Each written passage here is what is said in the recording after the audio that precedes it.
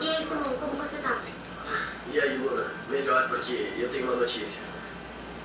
Já temos um novo integrante para a competição. É verdade. Nina, temos um integrante novo. Bom, mas peraí, quem é, hein? Como você conseguiu? O Nico. Ele disse que ia ficar com a gente para dar uma força. Olha, que incrível isso. Agradece o Nico e fala pra ele não se preocupar que a gente vai ensinar a coreografia. Até daqui a pouco. Tchau. O que Já foi? temos um outro integrante. É. O Nico. O Nico? Sim, Ai, sim. eu não faço figurino, tá? Tá, mas então, primeiro temos que ir pra aula e depois pensamos em tudo isso, ok? Tá, tudo bem, eu tenho que pensar. Ai, eu tô tão feliz, eu não acredito. E aí, pessoal?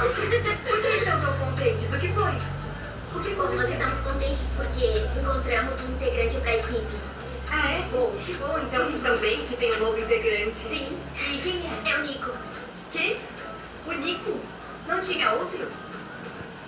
Não, uau, pensei que você ia reagir de outra maneira.